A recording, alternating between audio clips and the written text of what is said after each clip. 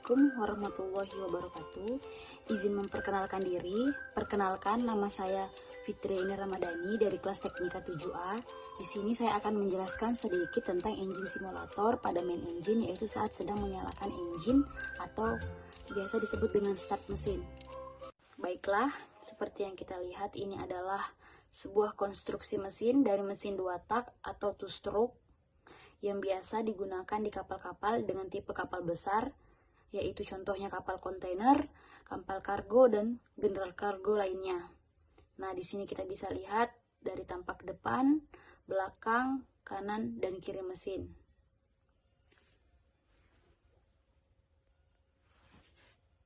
Dan mesin ini mempunyai 5 silinder. Sebelum melakukan pengetesan pada mesin, kita harus memastikan bahwa oli atau level pelumasan pada mesin dalam kondisi normal. Jadi kita perlu melakukan penyundingan pada oli something main engine. Dan di sini bisa kita lihat berapa banyak level oli yang ada dalam tangki untuk memastikan bahwa pelumasan tetap dalam kondisi normal. Setelah melakukan penyundingan, kita berpindah kepada turning gear. Pada mesin, kita harus melakukan turning gear sebelum start mesin, minimal 15-25 menit sebelum main engine di start. Dan itu adalah handle pada turning gear untuk menahan atau mengunci agar turning tidak masuk ke dalam gerigi-gerigi turning gear. Dan kita lihat di sini ini adalah panel kontrol pada turning gear. Di sini terlihat tombol start, terus tombol stopnya. Nah, kita bisa lihat di sini, ini adalah handle manuver yang dari mesin. Nah, ini adalah telegraph. Nah, di sini berhubung lampu bridge yang menyala, artinya manuver dilakukan langsung dari bridge atau anjungan. Ini adalah tampilan atau monitor dari RPM pada mesin itu sendiri. Nah, di sini ada lampu-lampu indikator dari shutdown, turning gear, dan lain-lainnya. Ini adalah tombol emergency stop jika terjadi hunting pada mesin atau keadaan darurat lainnya. Dan ini adalah tombol mematikan mesin. Secara kita bisa lihat di sini pada handle maneuvering itu ada emergency, start, dan stop. Nah, ini adalah tampilan atau monitor untuk memastikan atau mengontrol dari tekanan-tekanan yang ada di mesin seperti loop oil, piston cooling, scaving, fill oilnya, fresh water coolingnya, dan seawater coolingnya. Nah, kita bisa mengontrol dari sini untuk mengetahui apakah semuanya dalam kondisi normal atau dalam kondisi tidak normal. Setelah semua dipastikan dalam keadaan normal dan aman, kita lakukan blow pada mesin untuk membuang sisa-sisa angin yang ada dalam silinder sebelum mesin dinyalakan atau di start. Setelah dilakukan blow, kita buka keran bypass fresh water cooling atau keran pendingin air tawar untuk memastikan bahwa mesin mendapatkan pendinginan dalam keadaan yang normal dan aman sebelum mesin di start. Blow mesin dilakukan pada setiap silinder untuk melakukan pembuangan angin sisa yang ada pada silinder. Setelah itu, buka keran bypass fresh water cooling untuk melakukan. Baiklah, itu penjelasan sedikit dari saya. Kurang lebih jika ada kesalahan, saya mohon maaf. Wassalamualaikum warahmatullahi wabarakatuh. Assalamualaikum warahmatullahi wabarakatuh. Perkenalkan, nama saya Wahyu Jamil, NIT 1742119 dari kelas Teknika 7D. Di sini saya akan menjelaskan bagaimana cara pengoperasian CO2 sistem jika terjadi kebakaran pada sebuah ruangan. Di sini saya akan disimulasikan jika terjadi kebakaran di emergency generator room dan diesel generator nomor 2. Oke, baik. Kita menuju ke diesel generator. Dapat kita lihat di layar, generator nomor 2 terjadi kebakaran. Dan juga emergency generator terjadi kebakaran.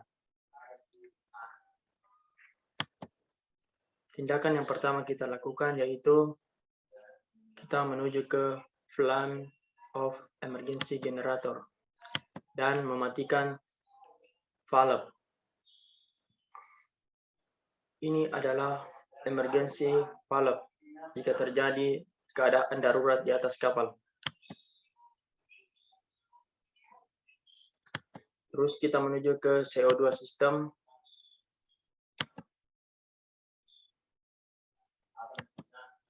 Sebelum kita menjalankan CO2 system, terlebih dahulu kita menutup ruang ventilasi udara agar udara tidak masuk ke tempat terjadinya kebakaran. Karena dengan adanya udara atau oksigen, maka api dapat semakin membesar.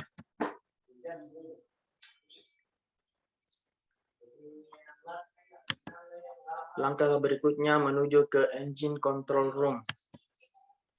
Menuju ke panel dan mematikan semua jenis fan yang beroperasi di engine control room. Baik, dapat kita lihat semua fan dimatikan. Terus kita menuju ke CO2 system.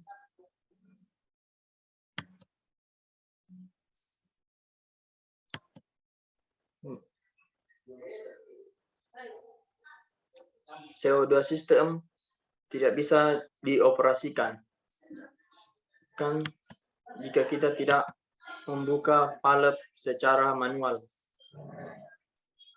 Dapat 2 botol.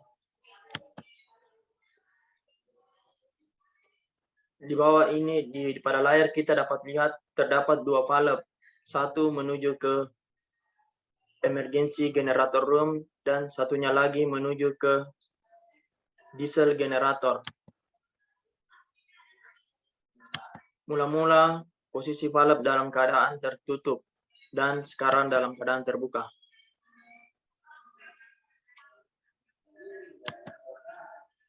Terus kita kembali ke emergency generator.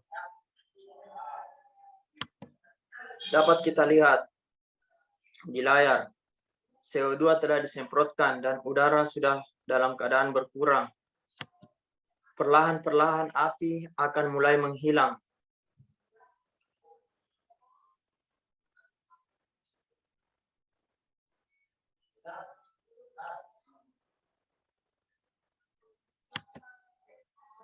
Di sini kita akan menyalakan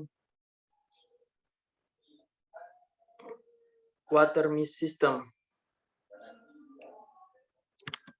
Tapi sebelum kita menyalakannya, terlebih dahulu kita harus menyalakan sebuah pompa bertekanan tinggi.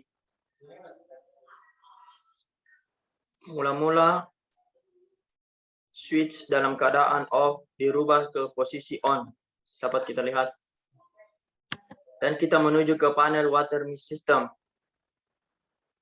Switch diputar ke arah on.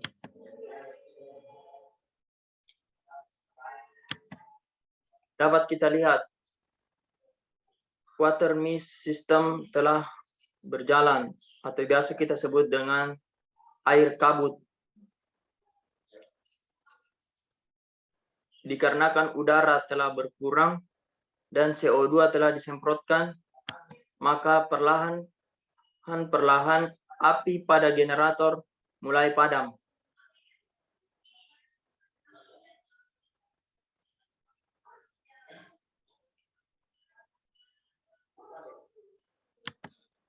Mungkin sekian dari saya, sistem pengoperasian CO2 system jika terjadi kebakaran di atas kapal. Terima kasih.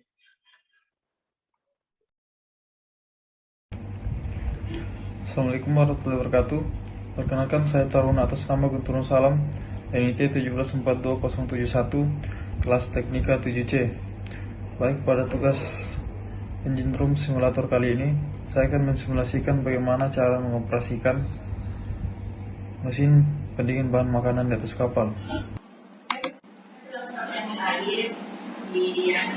Baik, berikut alat diagram dari refrigeration system atau mesin pendingin bahan makanan di atas kapal.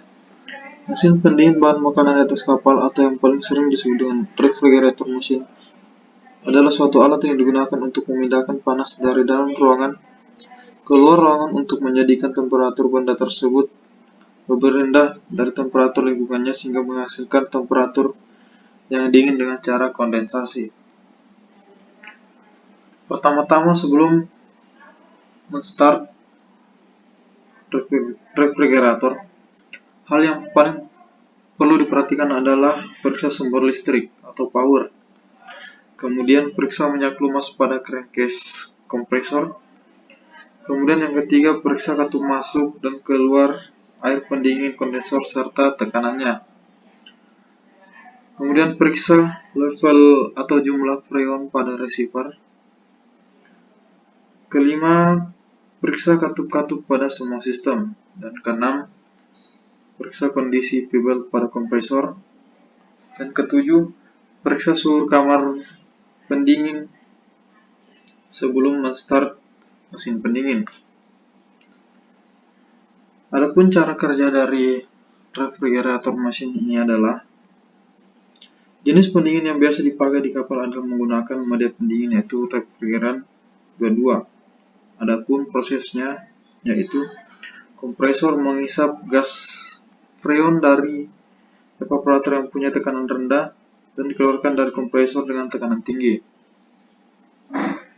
Refrigeran yang keluar dari kompresor masih berupa gas dan dengan suhu tinggi dan kemudian mengalir melalui pemisah oli atau oil separator. Karena berat jenis gas freon lebih ringan, maka minyak yang terbawa selalu berada di bawah, yang kemudian mengalir ke karter kompresor.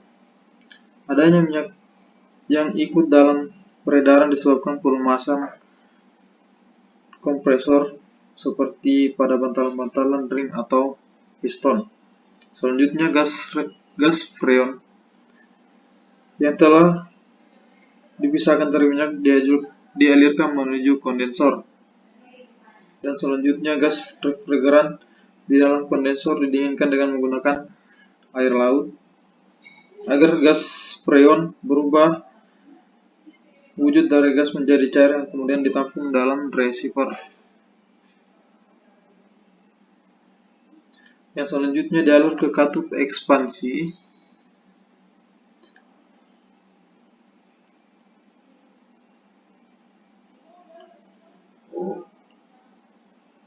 Yang sebelumnya mengalami pengering atau filter agar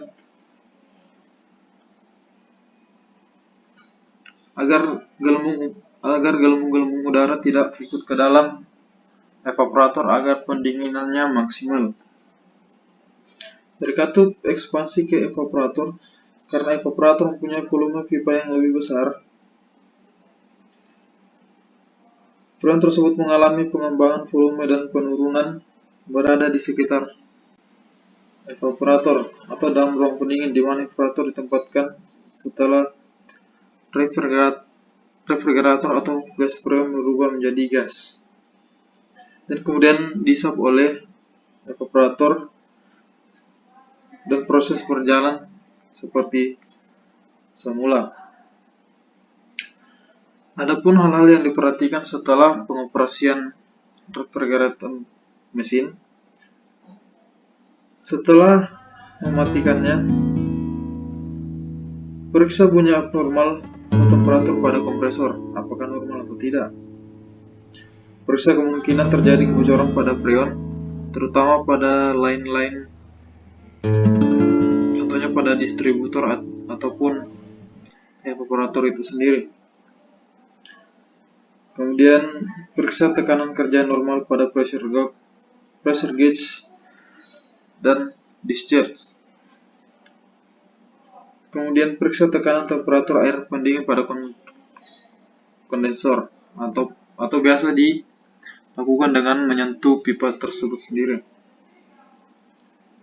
Yang kelima, periksa penyerapan panas pada ruang evaporator. Adapun masing-masing suhu yang dianjurkan pada store penyimpanan bahan makanan yaitu daging atau ikan biasanya berada pada suhu minus 10 derajat dan sayur biasanya pada suhu di atas 10 derajat. Baik, itu tadi adalah tugas refrigeration system simulator yang dibawakan oleh saya. Semoga bermanfaat. Terima kasih atas waktu dan kesempatan diberikan kepada saya. Saya ucapkan banyak terima kasih. Assalamualaikum warahmatullahi wabarakatuh.